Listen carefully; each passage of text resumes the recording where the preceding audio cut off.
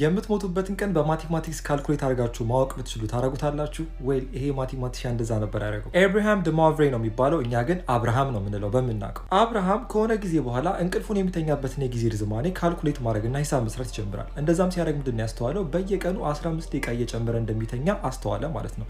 ያ ማለት ነው ትናንትና 4 ሰዓት ከ15 ደቂቃ ተኝቶ ከነበረ ነገ ደግሞ 4 ሰዓት ተኩል ተኝቶ ራሱን ያገኘዋል ማለት ነው። አብርሃምም ይሄን ካወቀ በኋላ አሃ እነዚህ በየቀኑ የምተኛቸው ትርፍ 15 ደቂቃዎች ተደማ አምረው 24 ሰዓት የሞሉለት እኔ ሟሽ ነኝ ብሎ ካልኩሌት አድርጎ ደመደመ ማለት ነው። በሰራው ሂሳብ መሰረት እሞታለሁ ብሎ ያቀደበትና ያሰበው ቀን እንግዲህ እንደ ፈረንጆቹ አቆጣጠር በኖቬምበር 27 1754 ነበረ። ባለውም ቀን ሞተ። አብርሃምም ሲሞት 87 ዓመቱ ነበር። በተፈጥሮ መንገድ ምንም ሳይሰቃይ አደጋ ሳይደርስበት ነው በቃ በደንብ ኖሮ የሞተው ማለት ነው። በነገራችን ላይ አብርሃም የሚሞትበትን ጊዜ ከመሀል ካልኩሌት ማድረግ አልጀመረም። ያው ጎልማሳ ስለሆነ ጎልማሳ ሰዎች ደግሞ እያረጁ ሲመጡ እንግዲህ የሚተኙበት የጊዜ ርዝማኔ ከፍ እያለ ይመጣል። ስለዚህ እሱን ሲያስተውል ነው ካልኩሌት ማድረግ የጀመረው። እና ስለዚህ ምን ታስባላችሁ? የምር ቀኑን ካልኩሌት አድርጎ አውቆት ነው ወይስ ይሄን ነገር ወደ ራሱ ማኒፌስት አድርጎት ነው? እዚህ ጋር ማስተዋል ያለባችሁ የእናንተ ሰብኮንሺየስ ማይንድ እንደዚህ ነው እንደዚህ ፈጠረ ብላችሁ ከደመደማችሁ ያ ነገር መሆኑም አይቀርም። አንዳንዶች እንደሚናገሩት ከሆነ ደግሞ ልክ አይደለም ለመባል በዛ ባለበት ቀን ላይ ራሱን አጥፍቶ ቢሆንስ ይላሉ። ይሄም ጉድ ፖይንት ነው።